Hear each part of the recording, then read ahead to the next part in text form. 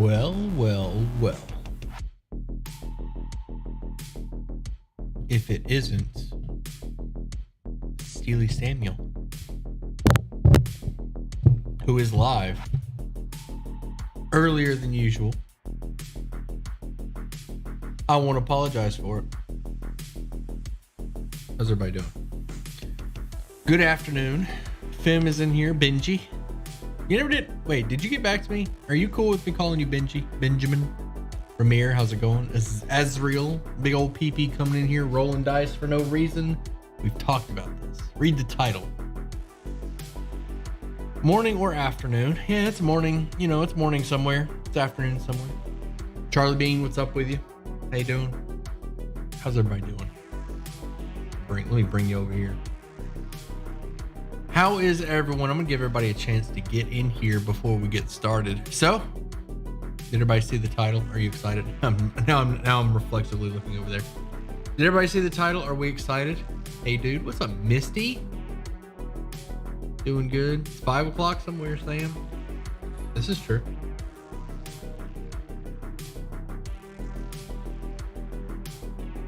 This is in fact true. Don't appreciate the schools coming back in 2 weeks. Roll a percentile right now. All right, here we go.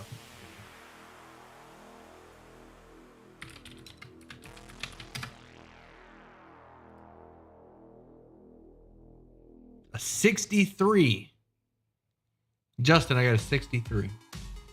Why is slow mode on? Slow mode. Wait, why is slow mode on? That is another step to combat those obnoxious bots. It's only 5 seconds. It really shouldn't have a huge impact on you, but it prevents the bots from spamming messages. So the bot is only going to get one message through, and then we can snipe it, or a mod can snipe it. Are we also mining?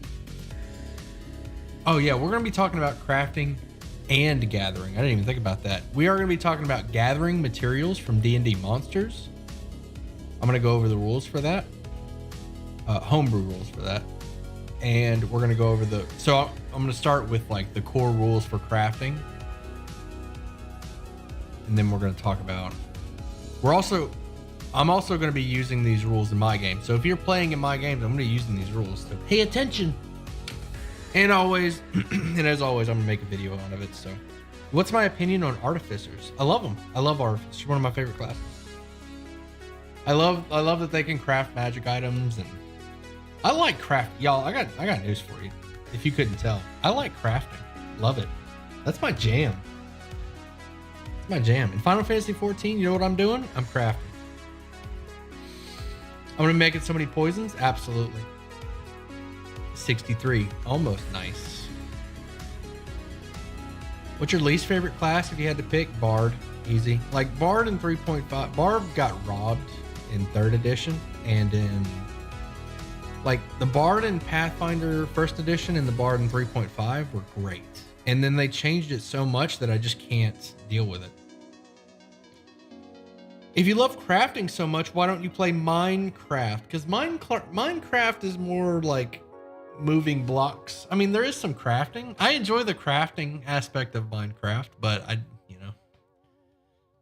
don't know. I mean, I do enjoy Minecraft. I just don't play it near as much as some people, you know. How are you, Sam? I don't think you'll stay long, but Laura, we're going to be talking about crafting and rolling dice and stuff. My favorite monster?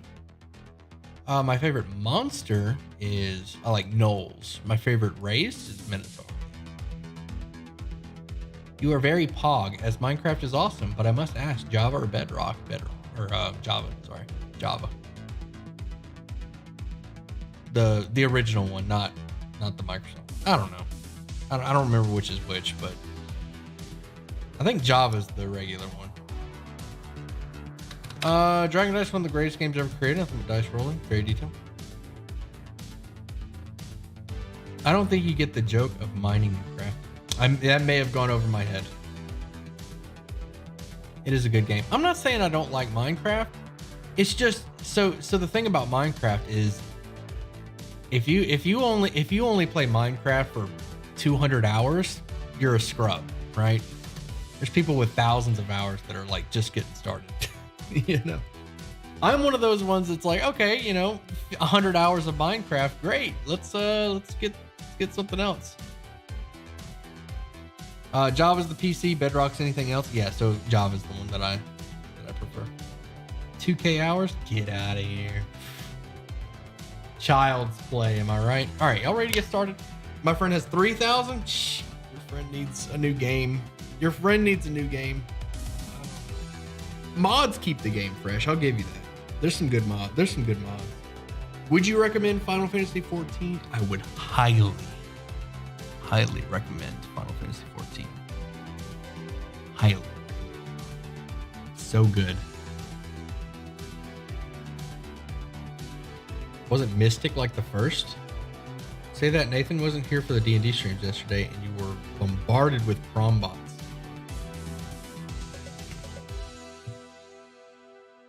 We did get assaulted by bots yesterday quite a bit. All right, y'all, let's get started. All right? Sam is the only person whom I would watch rolling dice on stream. Thanks, bud. I ditto that recommendation. All right, so the first thing we're going to talk about is rolling dice for no reason. So listen, I can move this because you're already on the screen. You're already on the screen. That was just for me to read it. So, the very first thing that we're going to talk about is rolling dice for absolutely no reason. So we have this tweet here. This tweet is a bit old. And I just happened to have thought about this tweet the other day when I was thinking about a video. It was like thinking of video ideas. And I thought about this tweet. And I thought it would be great to address what this tweet talked about, or a lot of the issues that got brought up from this tweet, and to also make a video of my thoughts. So, the tweet: do you allow a natural 20 to auto succeed on everything? All right. Pretty inconspicuous tweet. Right? Do you allow a nat 20 to auto succeed on everything? So go ahead, let me know. What are your thoughts on this? There's no wrong answer. Of course, it's D&D. There's no wrong answer. If you're watching the VOD, pause the video and let me know in the comments. Do you allow nat 20s on everything? Or to succeed on everything? Depends on the situation, okay? Well, it can't really depend because it says everything. So everything it wouldn't depend if it's everything. If you say it depends, then it's not everything. Then you would say no. All right.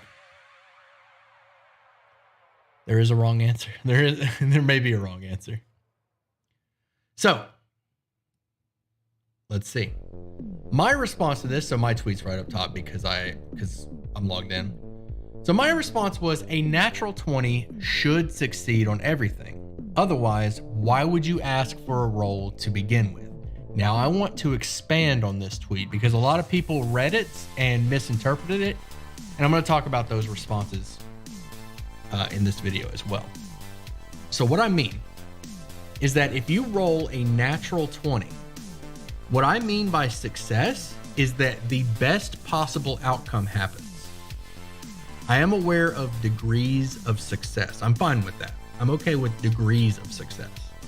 So for example, maybe you don't pick the lock, but you don't break your thieves tools, right? Some people run that. Some people, if you roll a nat 1, you break the thieves tool. That's different. What I'm talking about, my issue, when I said, why would you ask for a roll to begin with? What I was referring to is rolling the die when the outcome is already determined. Or another way to word it is rolling the die when the outcome is the same no matter what the die shows. It's another way to word it. I'm just getting into D&D. This is very helpful. Glad to hear it. So that's the key. That's the key. Basically, you can't roll a nat 20 and jump to a different planet. Let me collect my thoughts here, chat. So when I say that a nat 20 succeeds on everything,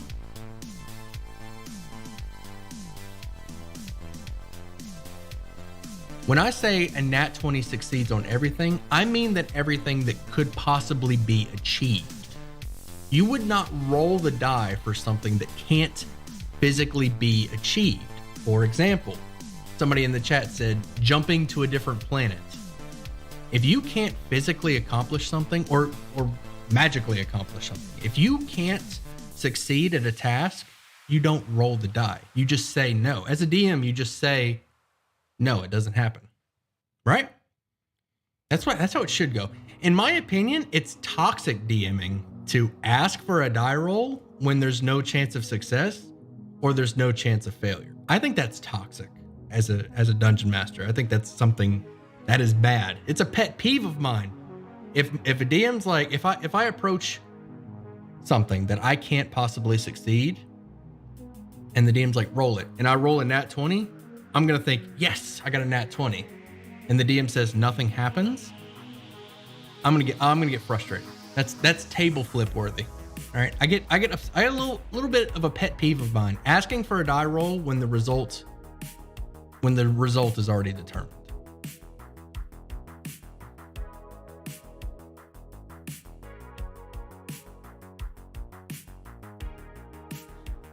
Got to steal the thought Sam just collected. Roll right sleight of hand. So for example, Misty, can I build a rocket and fly to a different location? No. There would be no roll. I wouldn't ask you to roll knowing that you can't. I would just say, no, you can't do that. You can't build a rocket and fly to the moon. Your character doesn't know how.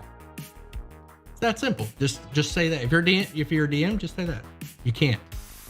You are unable to. You try and make no progress.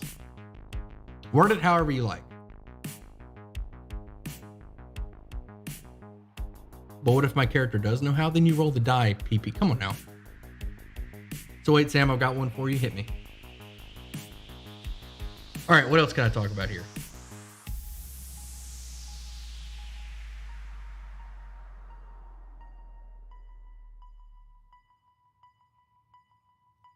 I feel like it's a way to show the difficulty of something without telling the player or party to not even try. It's like the character with a -3 sleight of hand to pick a lock that's 25. But see, here's the thing. So in that example that you just gave, stealth check versus perception, I feel like it's the way to show the difficulty of something without telling the party/player to not even try. It's like a character with a -3 sleight of hand to pick a lock that is 25. So here's the thing. If the rogue or whoever this character is that decides to pick a lock tells me as the DM, I would like to pick this lock, I'm going to attempt to pick this lock. I'm going to say, this lock is way too advanced for you. You are unable to pick it. That's what I'm going to say. They're not going to roll the die. They're not going to roll the die. And in my opinion, that's the best way to do it.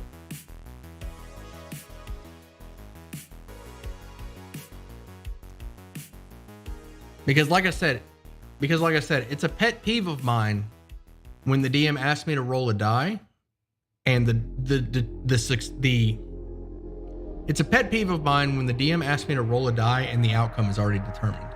The main takeaway from this, the purpose of rolling die is to determine the outcome. If you have your player roll a die knowing what the outcome is already going to happen, if you have the player roll a die knowing what the outcome is, then you're just rolling die for no reason. You're literally rolling die for no reason. Your players may not know that they're rolling die for no reason, but that's what's happening. All right, somebody had something for me. A custom thing I like to do in D&D is the Dragon Breath weapon. This is now a bonus action. Nice. One time I was playing D&D, tried pickpocketing a knight, failed so bad that my DM made my hand slip in his pants and the knight winked at me. That's a good point, but your tweet was terribly worded. Valid.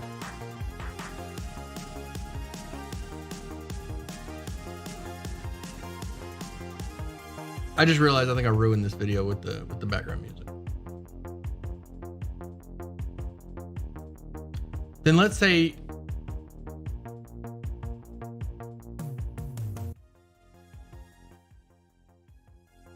is the music too loud? Yeah, it's kind of loud. All right, I need to pause the music. I'm gonna pause the music for this. Then let's say your campaign is in a world where you have to travel to different planets. Can I build a rocket or not? Sure. Same for stealth and perception. Then if the stealth roll is not something they can spot, exactly. Wasting valuable playtime. That's right.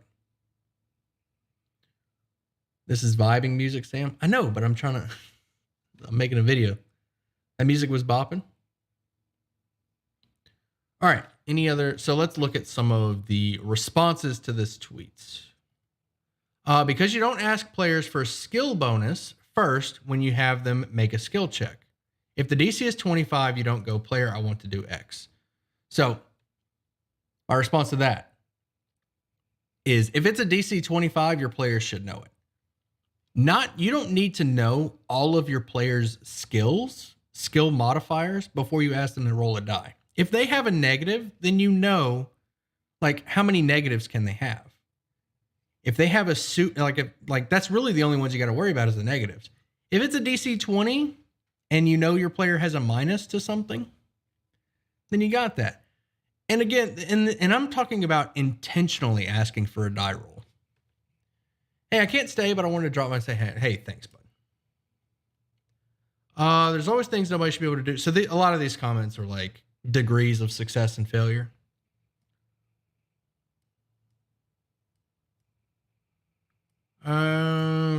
And a lot of the responses,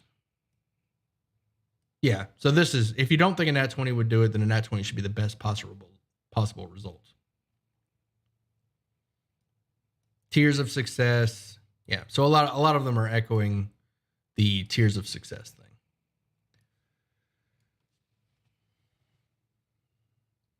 Hey there. What's up, Bloom? Am I late? What's up, Porter? You're just in time, I guess. Dang, I feel like I need to go over all that again without the background music. All right, is there anything else that we need to cover on that? Anybody have any questions? How did Monday go yesterday? It went well. The VOD is up. Any questions on that one? I'm trying to think, did I touch on anything? Or touch on everything? Degrees of success.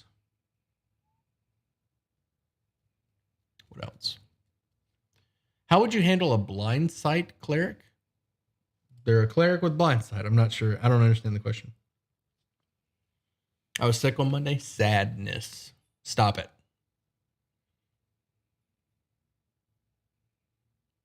No spoilers for me, sir.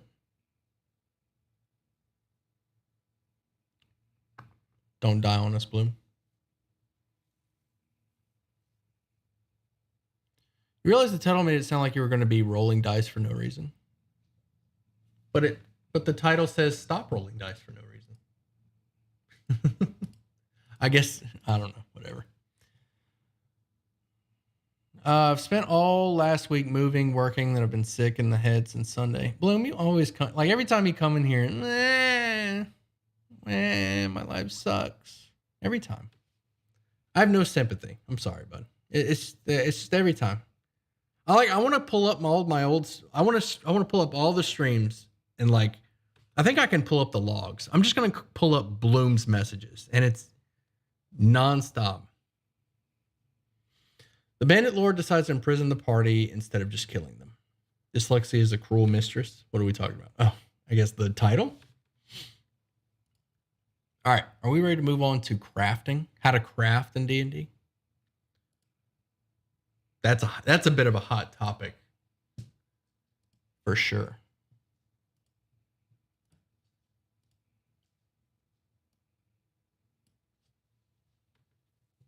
Because crafting sucks in Dungeons and Dragons.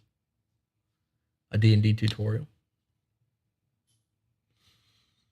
You want a D&D tutorial? Like how to play? Mine crafting.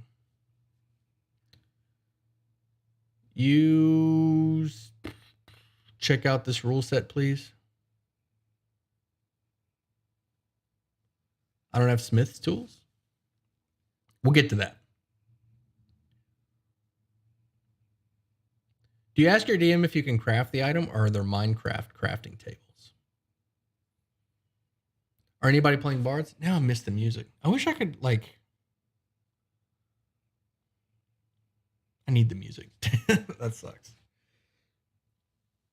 I was like vibing. I was vibing to them beats, and now I'm not.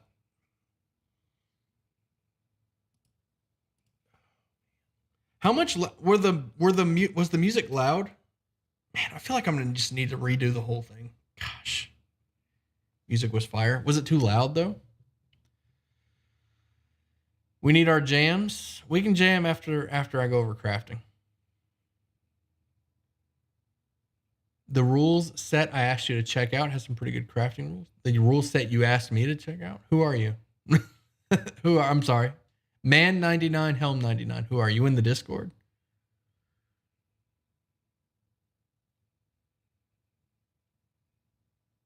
The music wasn't too loud in my opinion. Okay, good. I might be able to like adjust it. Not in the Discord. Didn't know you had one. Discord.gg/SteelySam. Can a mod post it? Also, what's up, Nathan? I didn't see the agenda for the stream today, and I just happened to open up the early material for a Kickstarter that focused on monster harvesting and crafting. Nice. Can I steal that playlist? It's called Stream Beats. All right.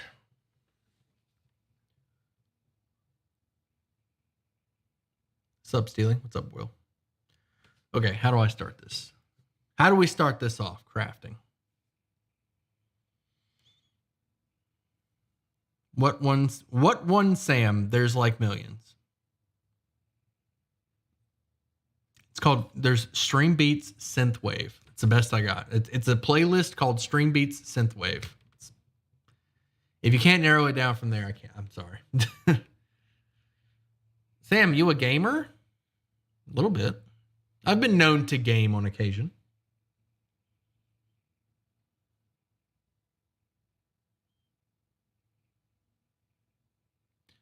Are there any free online games that are like D&D that I can play? Because I don't have any friends to play with.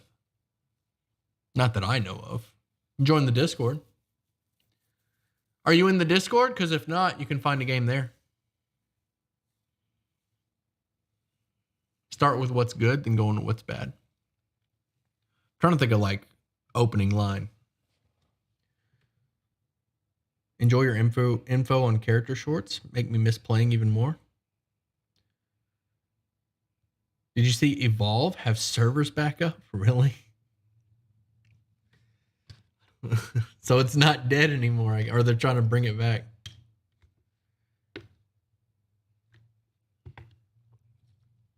Thanks for turning me on to Jordan.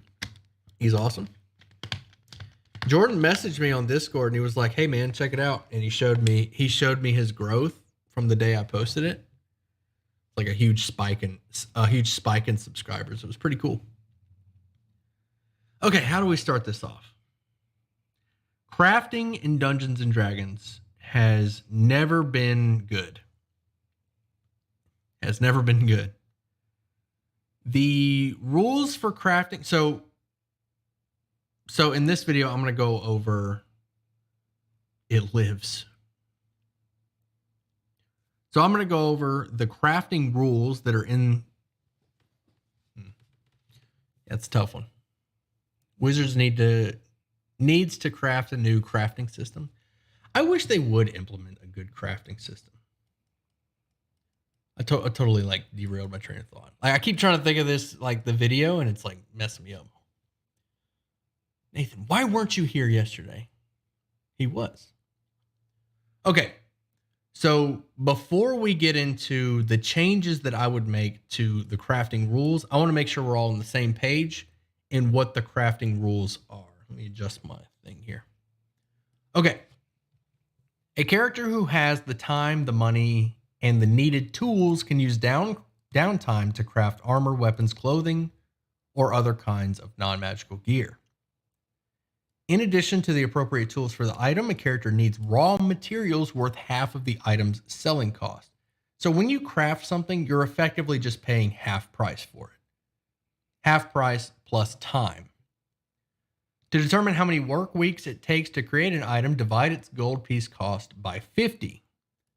A character can complete multiple items in a work week if the item's combined cost is 50 or lower. So what that is saying is that in one work week, you can accomplish 50 gold pieces worth of work. So if you have an item, let me find one here in the player's handbook. If you have an item that costs exactly 50 gold pieces, like a chain shirt, you can craft a chain shirt in one work week for half the gold cost. So you would pay 25 gold and you would work for one work week and you would craft the chain shirt. So that's how it works. Or scale mail. Scale mail is also 50 gold. So that's how that works. And in case you're wondering, a work week, I have that pulled up here. Downtime activities or tasks that usually take a work week, 5 days or longer to perform. So a work week is 5 days in D&D. Which means, do a little math here, that if one work week, if 5 days equals 50 gold, how much gold is 1 day? Where's my mathematicians? If one work week is 5 days and you can accomplish 50 gold in one work week, how much is 1 day?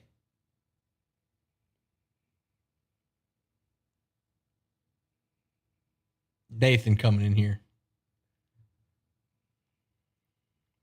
Who's telling me to stop rolling dice for no reasons? I came here to watch videos, not do math facts. So you can accomplish 10 gold pieces worth of work per day. And it takes 5 days. So 5 days is a work week.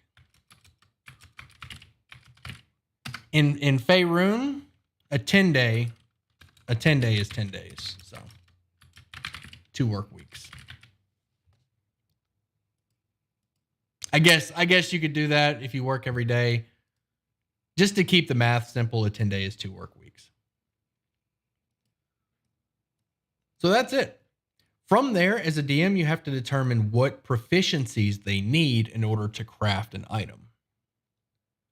Multiple characters can combine their efforts. A character needs to be proficient with the tools needed to craft an item and have access to the appropriate equipment.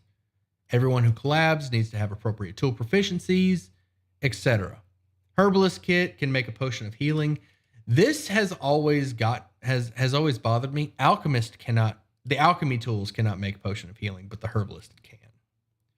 Leatherworkers, leather armor and boots. Smith tools gets armor and weapons. Weavers gets cloaks and robes. So those are the crafting rules. That's it. You take the gold value of a mundane object. Magical items are a little different, and that is for a different time. We'll talk about that later. So you get 10 gold pieces worth of work per day. Does that mean they have 5-day weekends?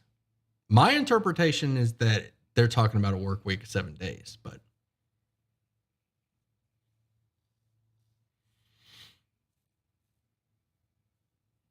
Dungeons and Dragons and more. What's up?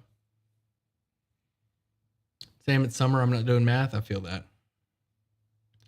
Can someone send me a working link to the Discord? It's discord.gg/SteelySam. Or did we lose the... We lost it. Okay, hold on. I got to boost it. Why aren't y'all boosting my server?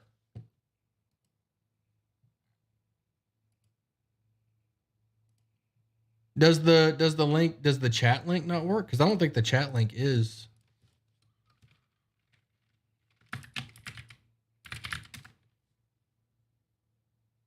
I'm leaving. Have fun, everyone. Take it easy, Laura.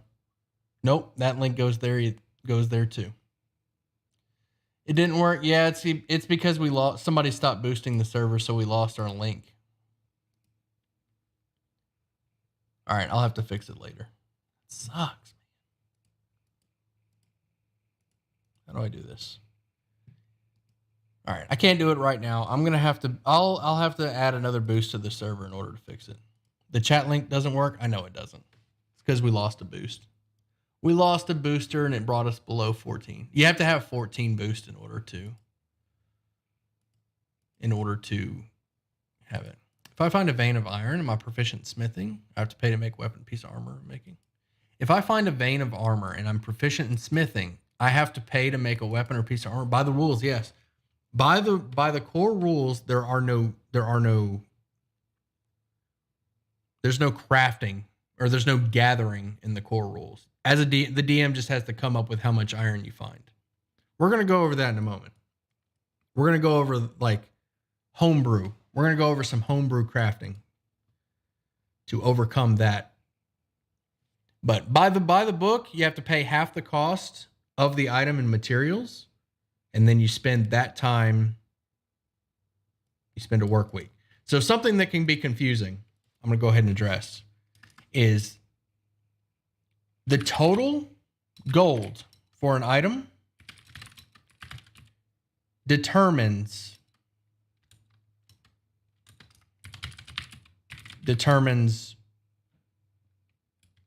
work. But you only pay half.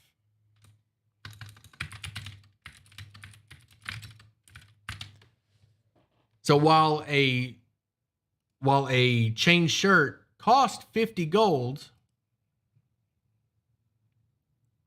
you're only spending 25, but you're still taking one work week to make it. Hope that makes sense to y'all.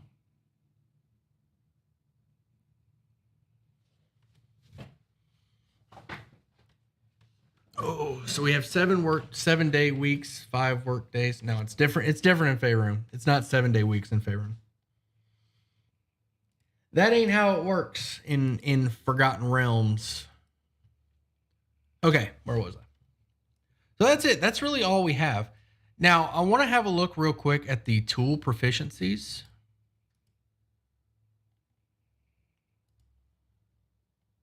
So these are your tools. These would be what you use. Actually, I'm going to pull it up in the player's handbook. So these are your tools.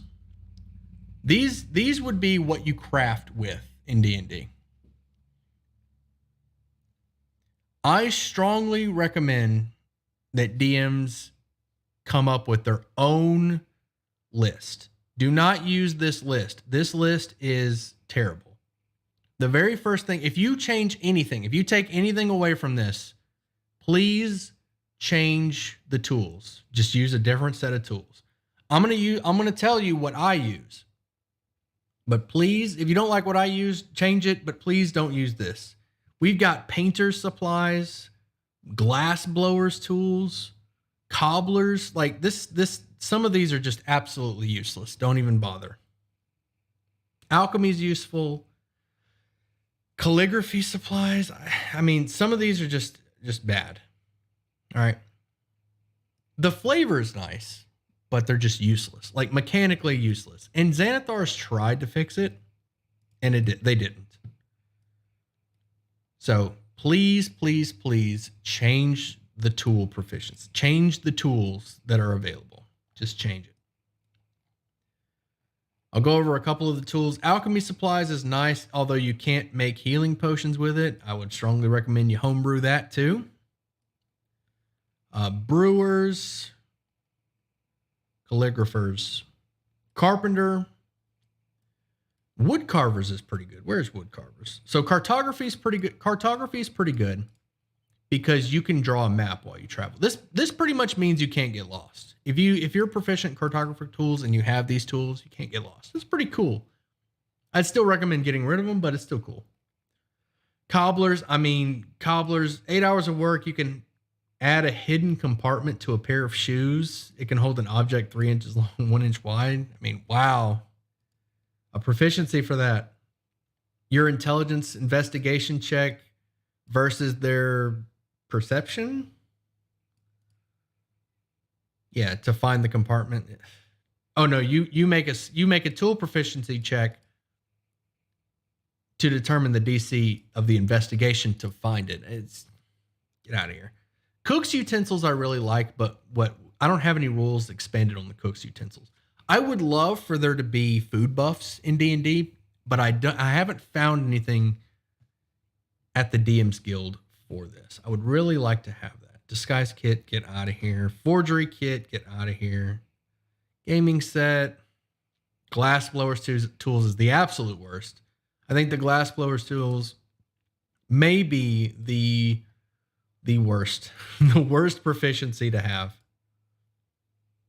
You can study the weak point in glass. Any damage done to the glass is doubled. Wow.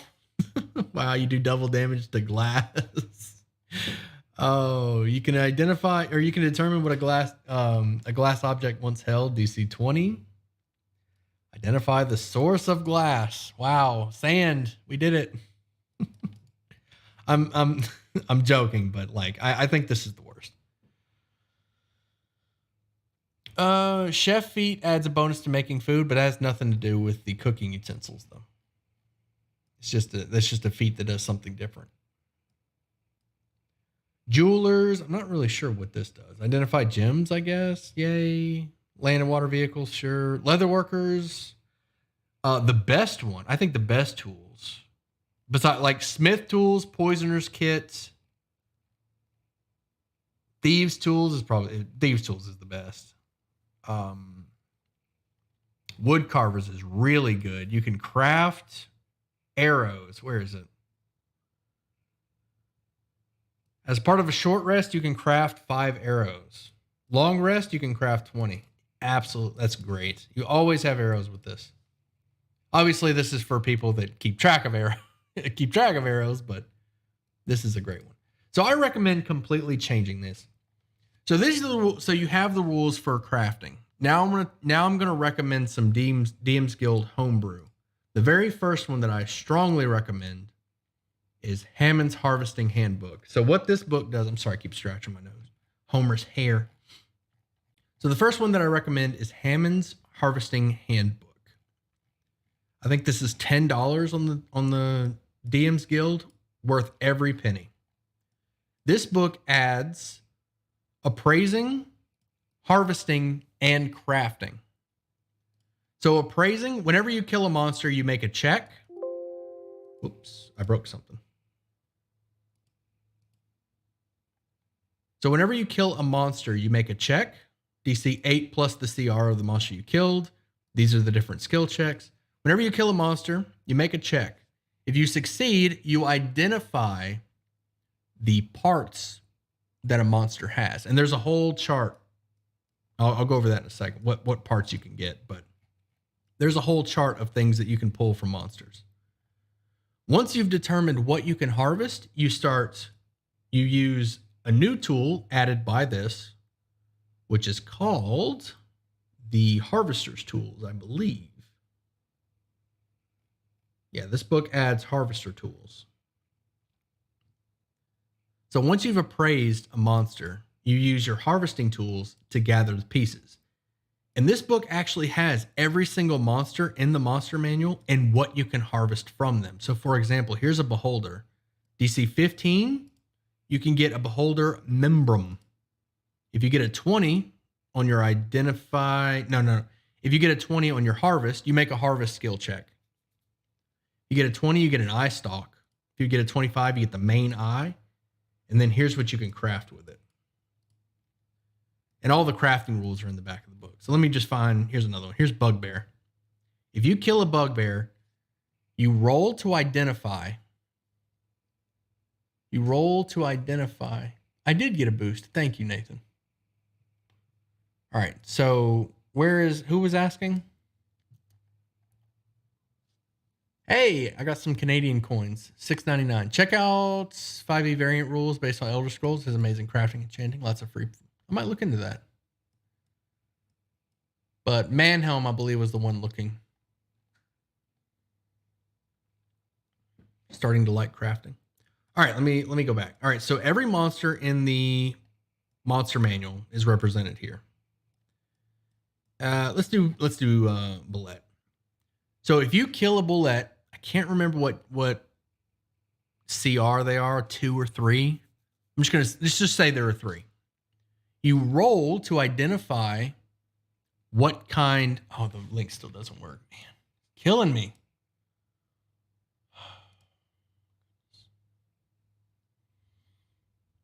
Server, so custom invite link. Oh my gosh.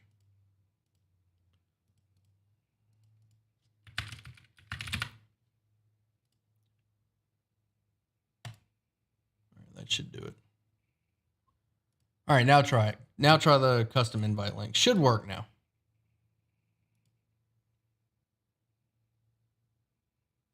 CR5, okay.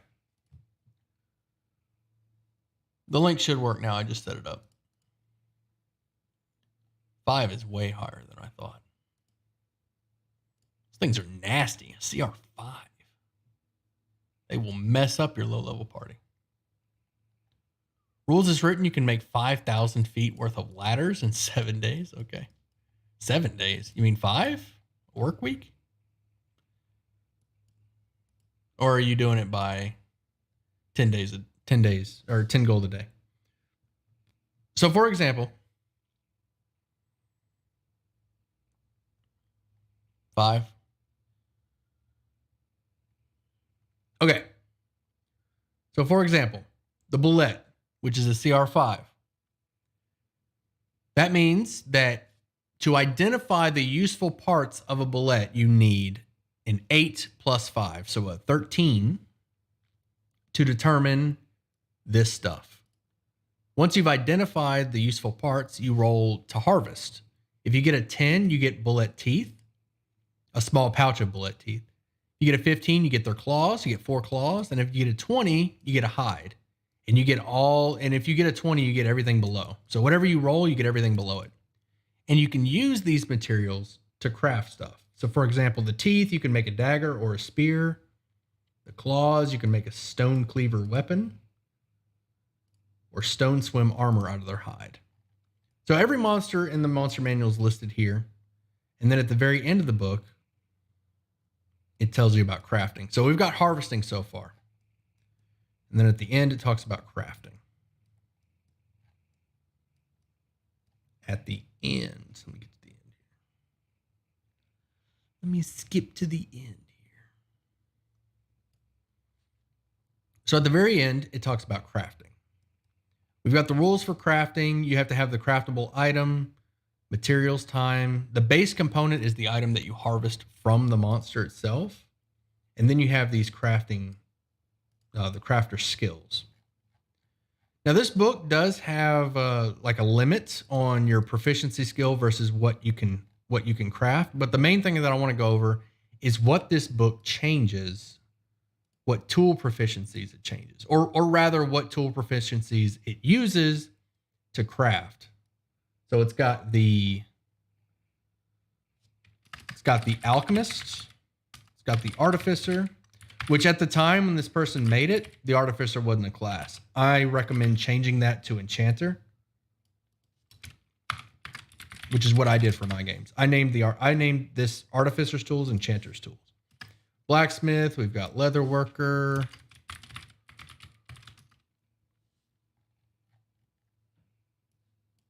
tinkerer, and then thaumaturge.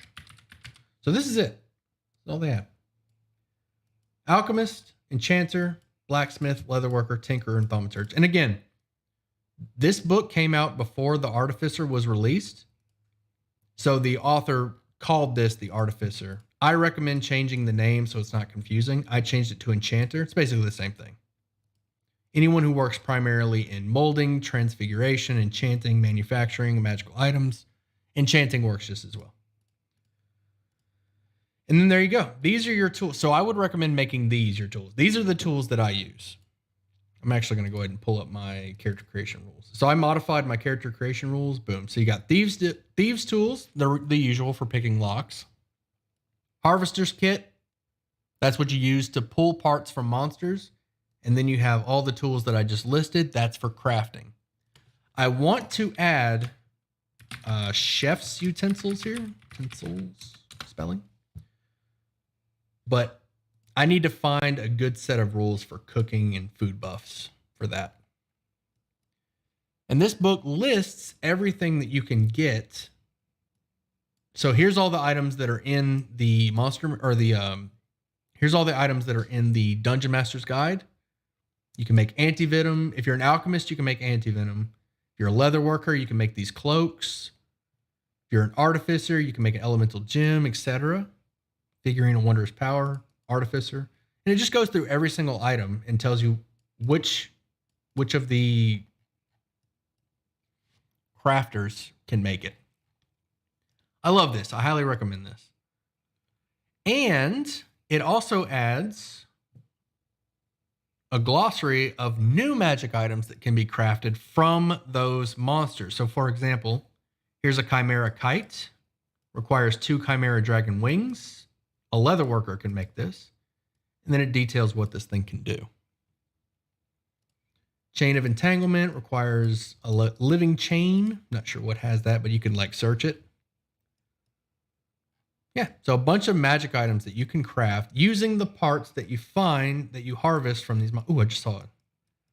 Gelatinous cube. So what does this got? Let's see. Gelatinous cube. If you get a DC 10 to identify, you could get gelatinous residue, a vial of it. And what you can do,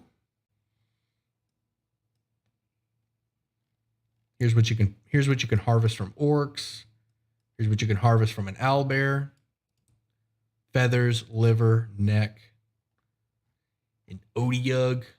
You can get bile, you can get saliva, tentacle, telepathy ganglia.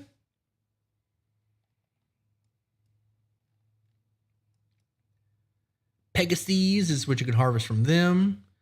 So yeah, highly recommend this. And then the other book that I'm going to recommend is, let me find it. I done broke it.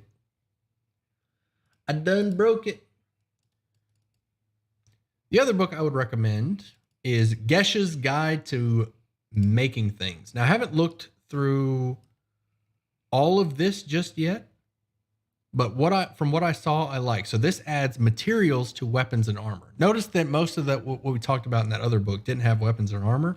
So this adds materials for weapons and armor. And how to make it. So this just expands further on the rules. They complement each other pretty well. This also adds the rules for bombs. Let me find the.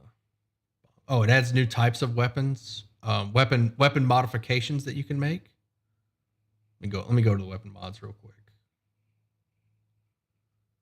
Where are my weapon mods?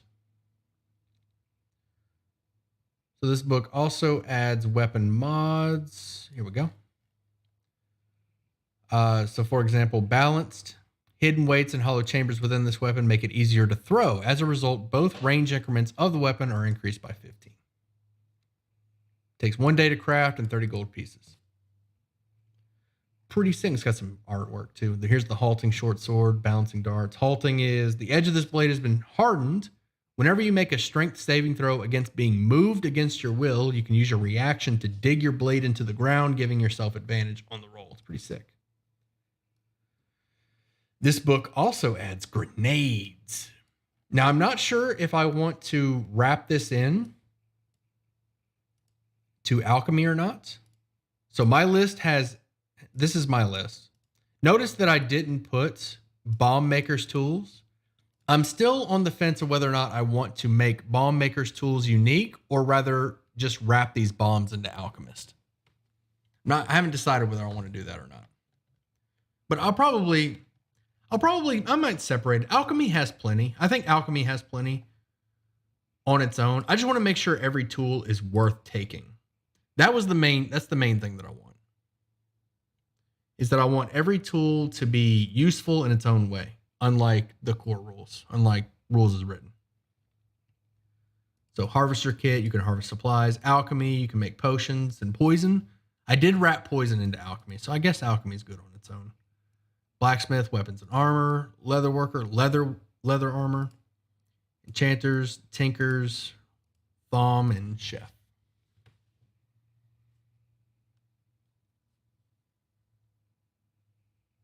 It seems like you have a soft spot for alchemy tools. No, I just want every tool to be useful on its own. I didn't want poison to be separate because I felt like poison doesn't really, it's just not enough.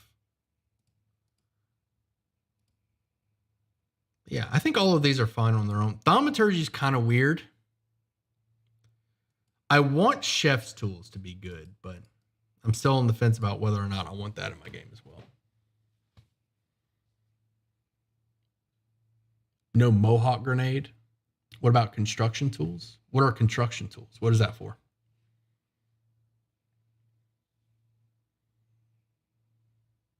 What would be a good character to use to get the most out of crafting? Any character can craft.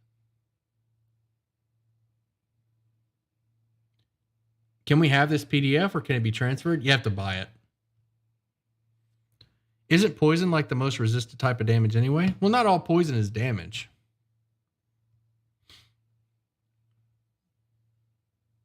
Wouldn't that be woodworking? What are you referring to? For building structures or breaking into places that are reinforced? That's not really crafting, though. That wouldn't really be a craft.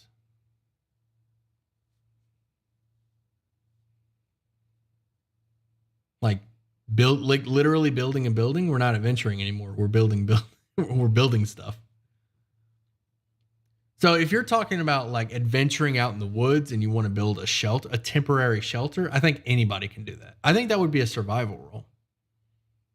If you want to just build like a temporary hut, like a lean-to or a small, like put together a tent or just build a small, just any kind of shelter in the middle of in the wilderness, I think that would be survival. I wouldn't make a new tool for that. I wouldn't make construction. I wouldn't make that a separate skill. Chef tools could make reflavored potions or have the same characteristics of Goodberry spell, etc. That's just not enough for a single craft, though.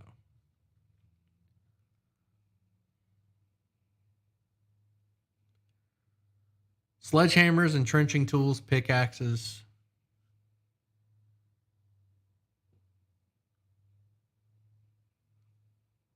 For building structures or breaking into places. It would be survival. Yeah, I would rather just use survival for that.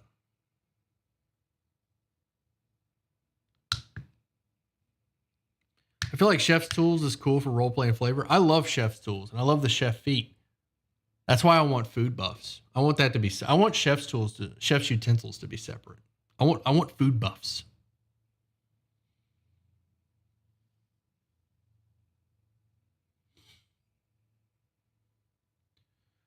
Question: why does everything have to be useful in a gameplay sense? Why can't some things be flavor or for story? Because flavor is free. Flavor is free. If you have something flavor that you want, that should be free. You shouldn't have to spend. I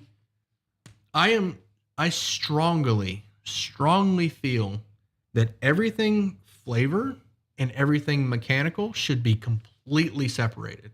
Like a strong division should be placed between flavor and mechanics.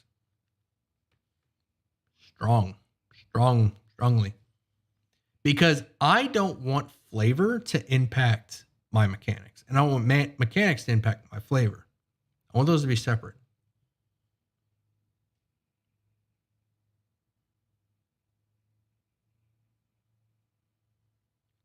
Would harvesting tools include things for gathering herbs and things like fishing? I would allow it. Yep. I would absolutely. I would not have a separate gathering tool for herbs and fishing. Absolutely not. I would have all that together. As a matter of fact, I have a book coming soon in the mail called The Herbalist Primer that goes over the different magical properties of plants. It's going to be awesome. I made some Oreo pancakes this time. Check them out. All right, but I will later. All right, did I miss anything?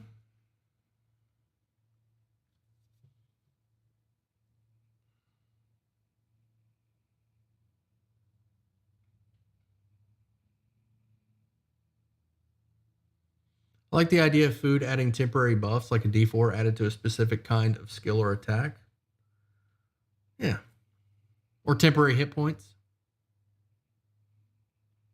Hell, just a muffin that adds 1 temporary hit point would be great.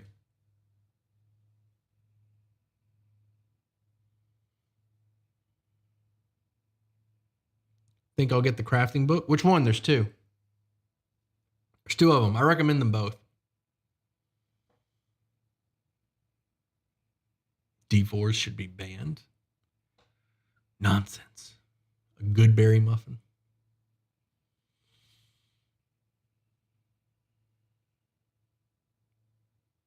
Both? You're going to get both? I strongly recommend both. Again, well, I can't strongly recommend the second one that I looked at. I can't strongly recommend this one because I haven't really looked through it, but I loved the idea of it. It's also ranked very highly at the DM's Guild. I like the main reason I want it is because it has weapon materials. That's huge for me. Let's look at the weapon materials, actually. Let's have a look at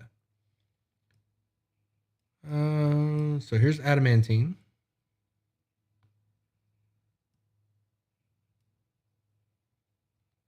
Azurite, sometimes called sea stone.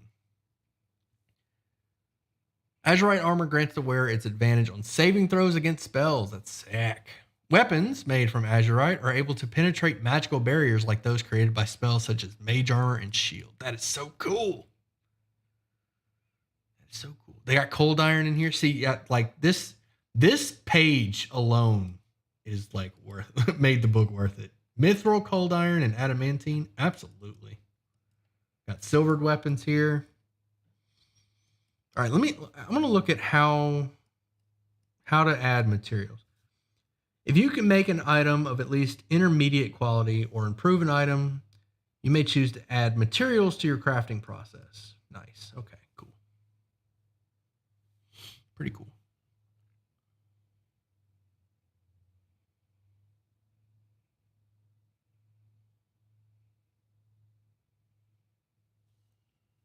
Azurite sounds OP.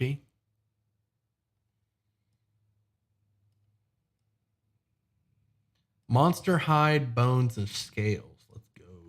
Wait, what's monster loot? Ooh. What is this? Monster loot? Monster loot? Monster manual? I need this. Oh my gosh, I need this. I'm about to get all these.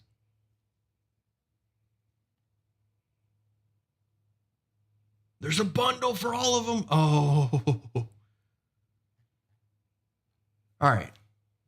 When brave adventurers face the dangers of the world, they want something to show for it. This supplement provides individual loot for each monster in the monster manual, as well as basic crafting and harvesting system. So this seems like it's just like the other one. I'm going to get it anyway.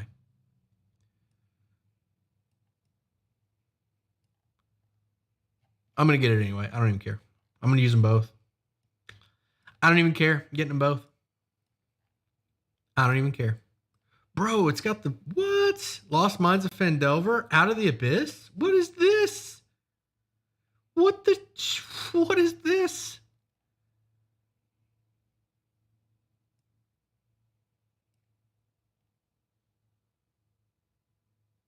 Oh, this is for Fantasy Grounds. Okay.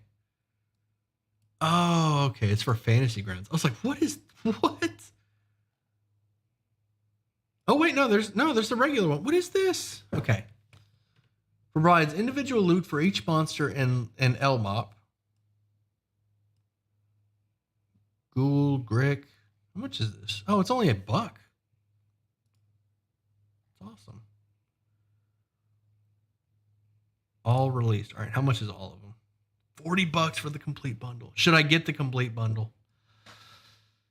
I don't know if I need all these other ones, like Descend into Avernus, Candlekeep. I don't know if I need all these, but man. Oh, okay, wait, hold on. They got the Radiant Citadel in here? I don't know.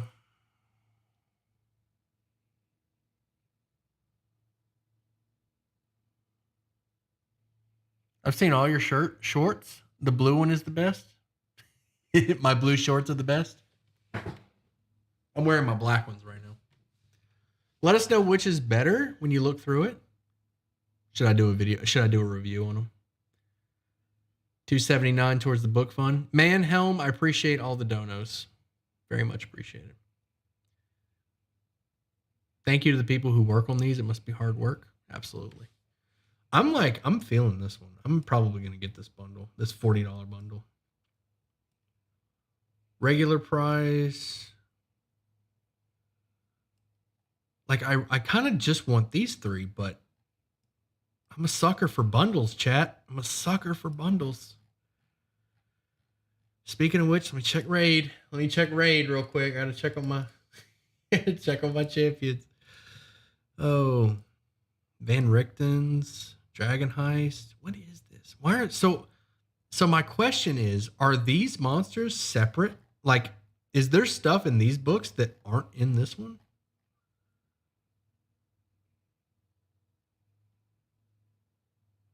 Whatever, it's only $1. Yeah, I'm getting this. I'm getting this. All right, what else we got? Armor modifications. You can have burn it. Dude, these armor mods are so awesome. I need them.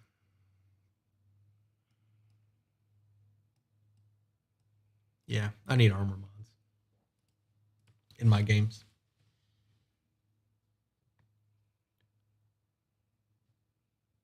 Get a sponsor for them. If you want to use more than half the books, you should get a bundle. If not, buy the individual. So I was thinking I only needed the first 3, but those other ones look good too. What was the other crafting book you were looking at earlier? Let me see. So in my games in the future, I'm going to be using, I've read through this one. Hammond's Harvesting Handbook. This book is the best book I've bought on the DM's Guild. One of the best homebrew books I've bought on the DM's Guild. I can't recommend this one enough. $10 for this. There's 3 versions. I have all 3. But you really only need this first one. If you really enjoy if you buy the first one, you really enjoy it. There's 2 more versions. One for Volos and one for Mordecans. Volos Guide the Monsters and Tome of Foes. They released this one for Tome of Foes and Volos. So there's this one. I just got this one today. Gesha's Guide to Making Things. I was looking through other stuff. Getting ready for the stream, I was looking through other crafting stuff. And I found this one. This one adds crafting bombs and grenades. This one is also 10. I think this one's 10. I'm not sure how much this one is, honestly. This one adds bombs and grenades, armor and weapon materials, and armor and weapon modifications. Huge. And I'm going to buy this one, have a look at it tonight. Or I'm going to buy it tonight and have a look at it later. Been wanting to make a druid crafter for sure. Hopefully I didn't show too much of their stuff. I don't know how much I'm allowed to show, Yeah. Strongly recommend Hammond's Harvesting Handbook. This is such a I am going to use this book in all of my games from now on. I will always use this. Is there a potion one? A book on crafting potions? I mean, there's potions in this one. Or do you want a book just on there's a ton of potions in this one. Here's a whole page of potions right here. 2 pages of potions. Almost 3 pages of potions. This book has alchemy craft. If you can't I don't know, I'm pretty sure these 2 books have got you covered on that one.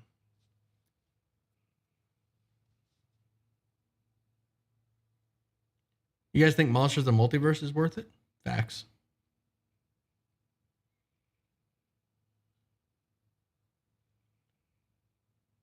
Monsters of the Multiverse is the best book Wizards have published. Here's my problem with Monsters of the Multiverse.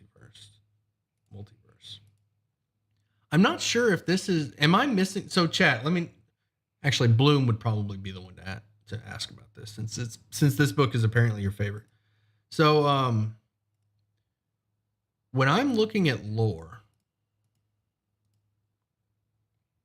for my videos, I like to go to these chapters here.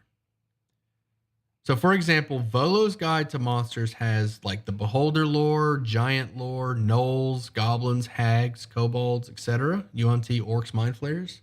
It has all these chapters on them. And another great one, actually, Mordenkainen, I think, has the better one because this one's got elves, dwarves, demons, and devils in it. Halflings and gnomes, like this is just great. It's got the Blood War, which is demons and devils. It's got elves, a whole chapter on elves, all about elves. Dwarves, halflings, gnomes, this stuff. So Masters of the Multiverse, I can't find this. Where is it? It's like the most important section of the book, and they took it out. Why? Monsters of the Multiverse removes most of the lore because Wizards wanted racism out of their game. What? What's racist about this? What? Well, they could have at least replaced it. Now I have nothing. Like, look at this. All right, hold on. Racism? Look, here's a halfling. Here's the halfling chapter. We got like a ton. Look at all this. Look, this is just the halfling. This is just the halfling, chat. Got charts, then it goes to gnomes.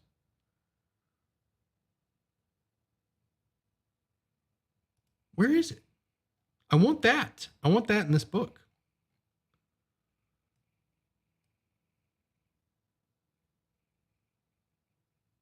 They didn't want to typecast races. What's your source? What's your source on that? Did they say that somewhere?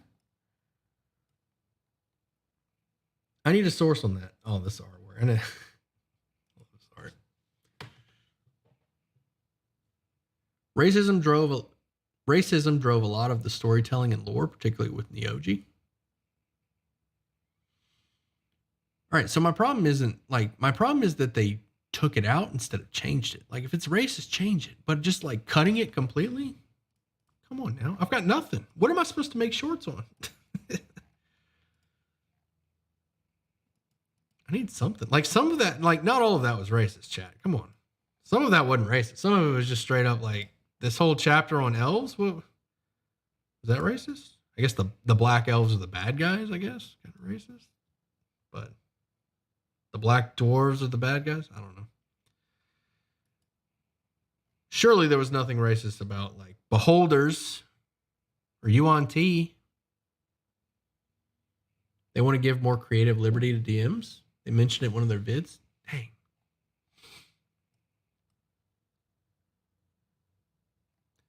Well, we still have Volos and we still have Mordenkainen, so we can still reference that.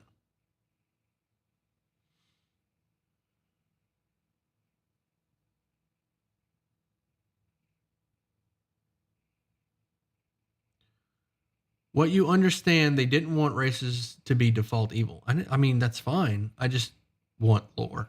Like, listen, my problem isn't that they changed the lore. I'm okay if they change the lore. I just want to know what they changed it to so I can cover it, you know? I'm not one of those people that's like, oh, they changed Drow. They're good guys now. How dare they? Yar. Not a problem with that. It's fine. I just need to know what it is. My problem isn't that they changed it. Change it. By all means, things change. It happens. I can always change it back if I don't like it. My problem is they didn't add anything to it. They removed it without replacing it. So now there's just this empty hole. Where is it? Multiverse? Monsters of the Multiverse? Am I blind? Where is Monsters of the Multiverse? So we got nothing. Like, we got nothing. It's gone.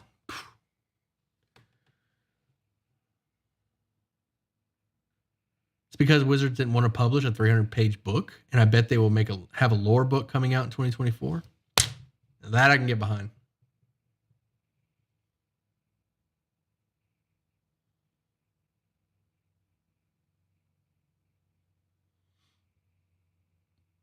They didn't change it. They just removed all the histories.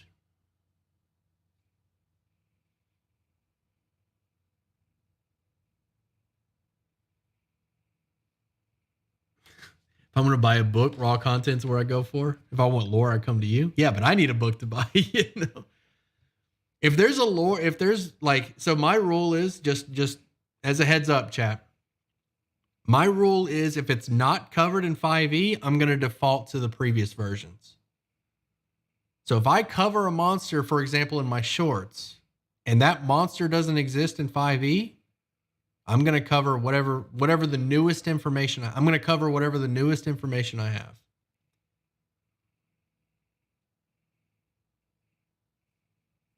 I'd honestly buy a lore book though. Oh, dude, that'd be like, that would get framed and put up on a shelf, or like that would get framed and put up on a wall. Researching and learning lore has been one of the biggest parts of me becoming a better DM. Nice. Get that world, do some world building.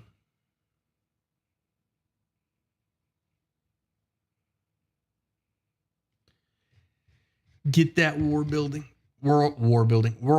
in. All right, I'm going to get off here. I just wanted to cover crafting and rolling dice for no reason. I feel like I botched my rolling dice for no reason video because of the music. I think the music was too loud. We'll see.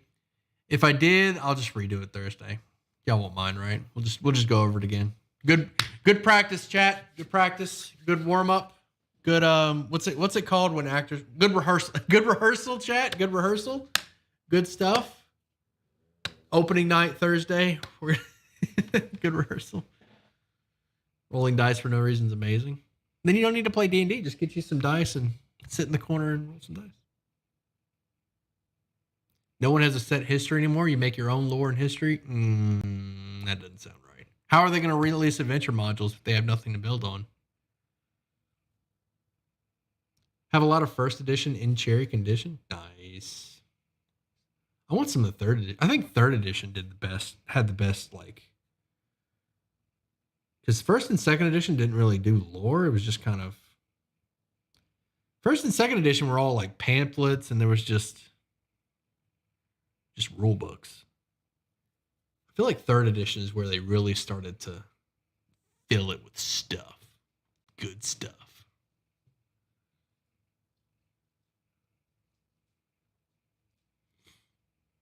I hate rules. Rules of the Homer hates rules as well.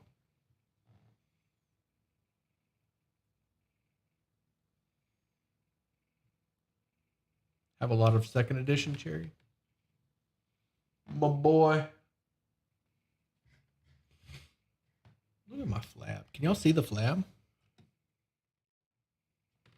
See him over there? Let me see what I can't see what y'all see. See my flab.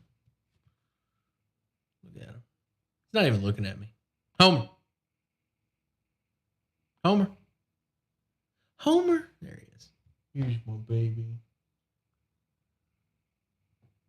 He's being precious. Where's the Homer cam? I told you it was broken. It's broken. The webcam that I was using for Homer, it's like not working. I've plugged it in. It's not working. You're just going to have to, there he is.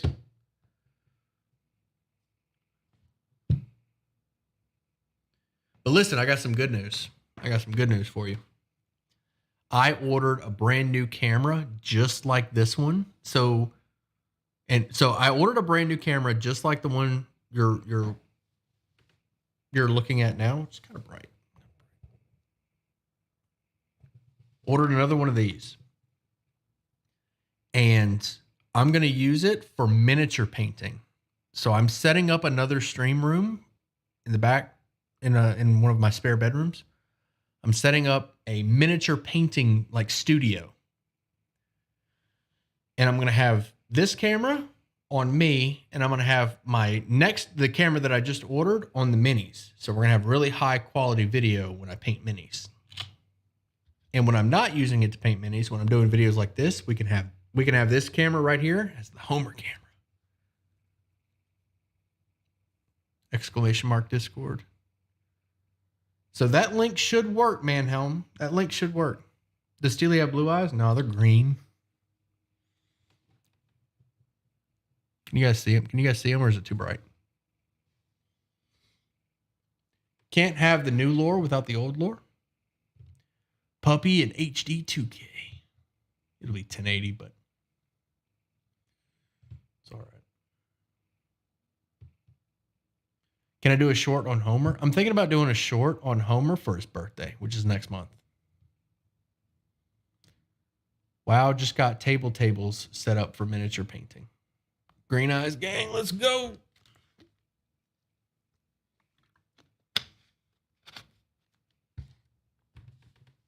We need Homer lore. There's plenty. I can talk about Homer for hours. It seems like they would avoid writing lore to avoid upsetting people, especially if they can lean back on, we don't want to limit DMs, even though DMs could always ignore the lore anyways. Homer's birthday, how old is he? He'll be 4 next month. I mean, the game, I feel like the game needs lore. You can't just like, so I got a question for those of you that think they're just getting rid of lore. I feel like maybe y'all know something that I don't, because I don't think they're getting rid of lore. I get maybe they're changing it. But for those of you that think they're getting rid of lore entirely, I have a question for you. In this new world order where they get rid of all the lore, if I click on Owlbear, what does this say?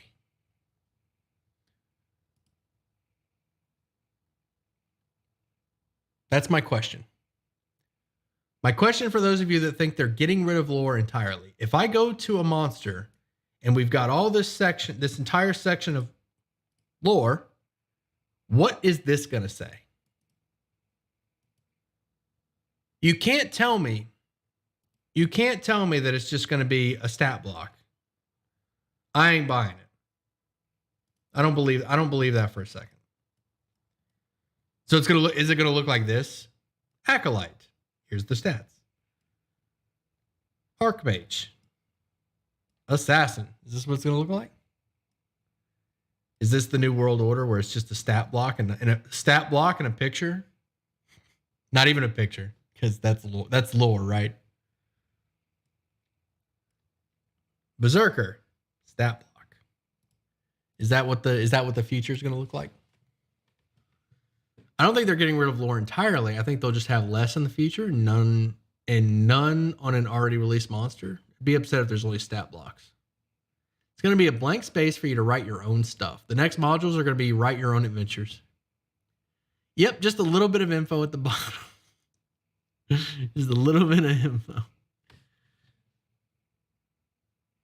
You want to know what's a really good example? My favorite example of a monster that just that looks like it has a ton of lore, but has like none. I want to see if y'all can guess. If you've watched all of my shorts, you can probably guess, but the dead gum, where's the miscellaneous? Here we go. Can anybody guess it? Love chat. See, now we can block it. Much better.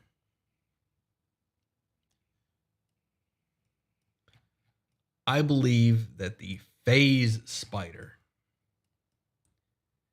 is the most criminally unlored creature. Look at this. We got a phase spider. Look at this thing. This thing has a single line of text. Couple lines, excuse me. This thing needs lore. This thing needs lore.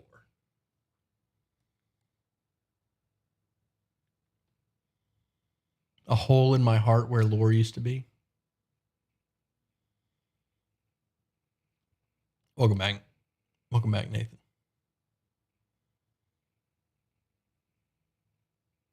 Does the Radiant Citadel have lore in the stat blocks? Yes. There's only like one stat block per adventure-ish on average. But there's a ton of lore about the new like almost every adventure in Radiant Citadel introduces a new monster, and they give a ton of lore on it. So we already ran Salted Legacy, so I'll talk about that. So for example, Salted Legacy added the Windling. Windling's got this little paragraph here, but it also has some descriptions in the chapter itself.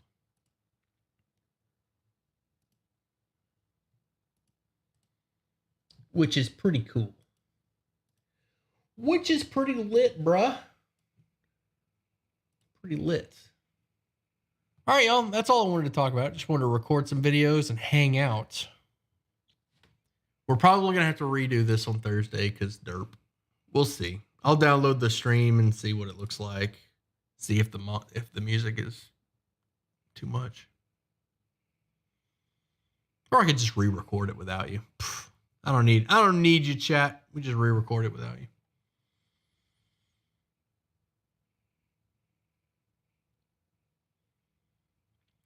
In Morty's multiverse, there's lore about fire giants, but when compared to Volos, they removed the references about slavery. Ooh, did they?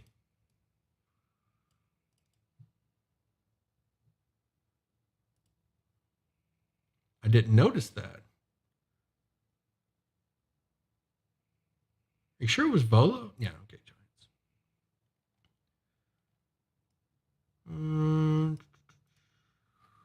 So no reference to slavery in Volos?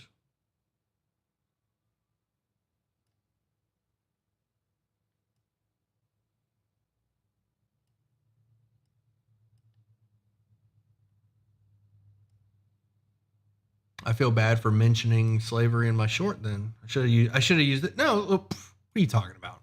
What are you talking about? What are you talking about?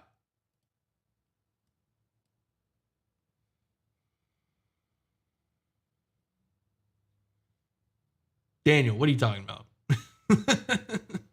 What is this? What is this? It takes a lot of work to build and maintain a fire giant stronghold. Most of that effort comes not from the giants themselves, but from the slaves that they keep. Fire giants enslave other creatures to accomplish unskilled labor so the giants can concentrate on more vital aspects of foundry operation and crafting that only they are capable of. They aren't overly cruel, they did change that, but neither are they particularly kind. They're uncaring about their slaves because slaves aren't giants, and there are always more to be had.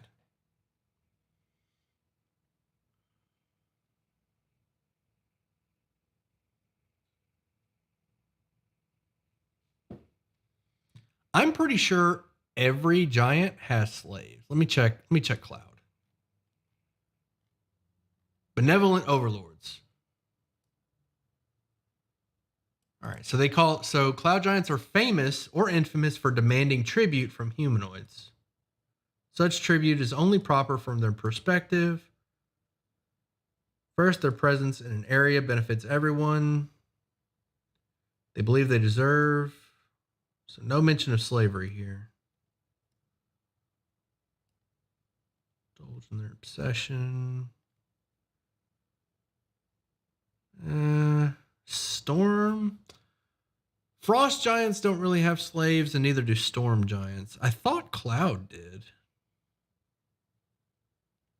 Frost giants are kind of take no prisoners. Oh man, I love that art. Look at that. Remoraz.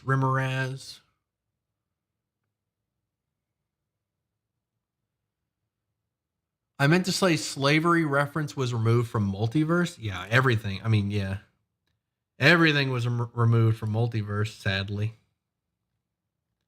Like that whole chapter on giants is gone. That kind of bums me out, chat, if I'm gonna be honest. I like the lore stuff.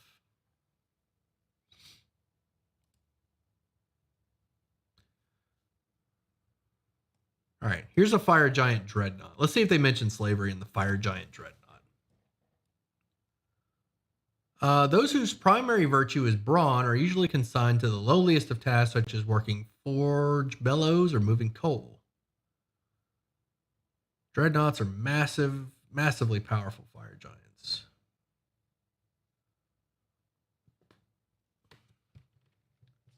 Just gonna search slave.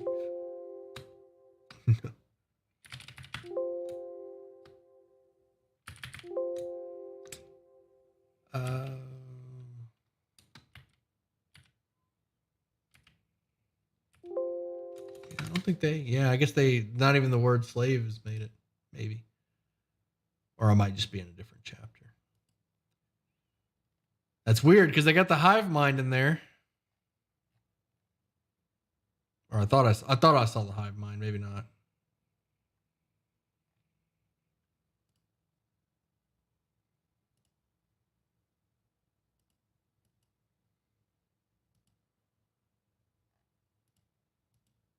Or maybe I was seeing, what did I just see? Oh, no, the Elder Brain. That's what I was looking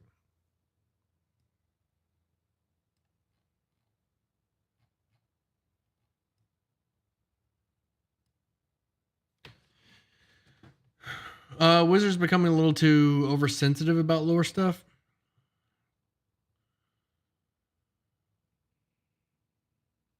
If you check out that Elder Scrolls system I told you about, you might even want to add that, as it's got a lot of free books. You never did tell me where did you mention that? I don't even, because it wasn't the Discord, right? You said that you mentioned it. Where are you talking about? Was it on Twitter? Was it on YouTube? Was it on the Gram? Discord? Discord's the way to like send me stuff. I don't really pay attention to anything else. Yo, love the channel. I'm the first time watching one of your streams. Never played D&D, but love the lore. What's up, Tyler? I'm glad you enjoy my channel. We're just talking about D&D stuff. I mean, you know, like you do. Bone Claw bind to petty criminal bullies and even particularly cool children. They also took out one sentence about the Bone Claw. Interesting. It's very interesting.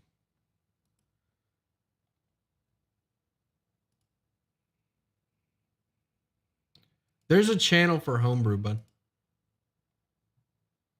Oh, I forgot to copy it before I deleted the message. Post it in the homebrew. I deleted the message and I forgot to copy the link. My bad.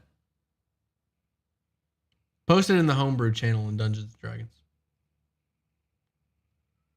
Also, Steely, couldn't the removal of lore make your channel grow more? The removal of lore? I don't know. How could the removal of lore? By adding more lore, it gives me more to talk about. If they remove it, then I don't have as much to talk about. Thank you, Manhelm. I see it. I'll have a look at that soon. I'm actually going to get off here and go. What am I going to go do? People will need to go elsewhere to find lore. Yeah, but I don't come up with my own lore. I just regurgitate what's already there. I just read and interpret and then make a video about it. If people are going to come to me for lore, I'm going to have to make up my own lore. But what will end up, if they stop making lore, I'm just going to go back to previous editions. Just start churning that stuff out, you know. Thanks for reminding me of crafting. Forgot all about it. I got you, fam. I feel like I get more excited by homebrew supplements that include new monsters rather than new monsters from WotC, since they've been lacking lore.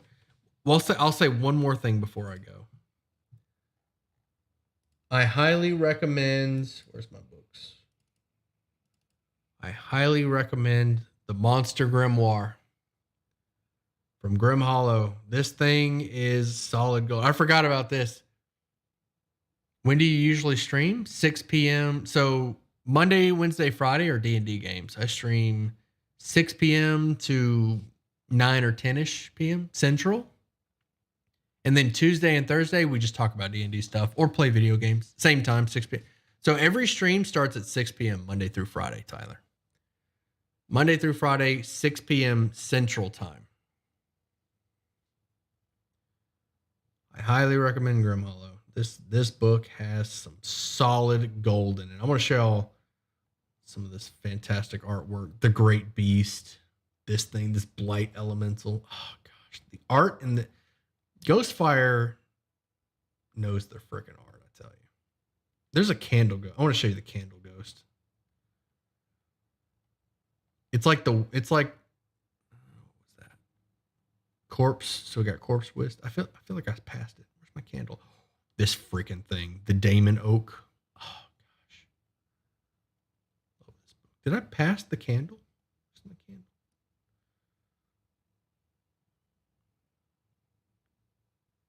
I mean, it would be an alphabetical, right? So candle. Oh, Candlelight Damon. There we go. I love this. This like smoky, this like candle monster. Oh, it's so cool. Stick to the old ways. If D&D starts changing for the agenda, I'll stick to the old ways. All right, now, like, I want to make a thing out of it. Ben, I'll definitely be back to watch. Man, you have a good night. You too, Tyler. It's viewers would send you a photo and you have to write lore based on nothing but what they look like. That would be kind of fun, actually. The Kadir. But yeah, I highly recommend that one too.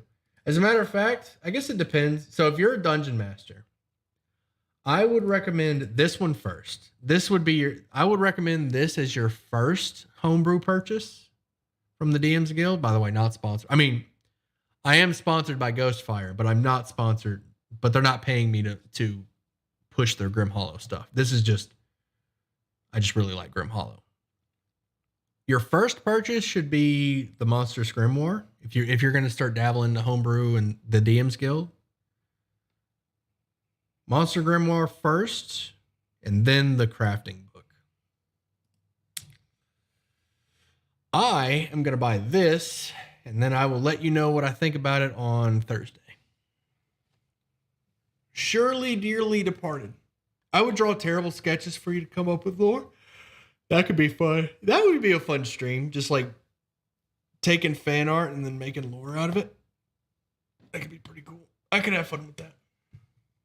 All right, y'all. I'm out of here. Have a good night. We'll see you all tomorrow for D&D or Thursday for more chat time. Peace. I'm out.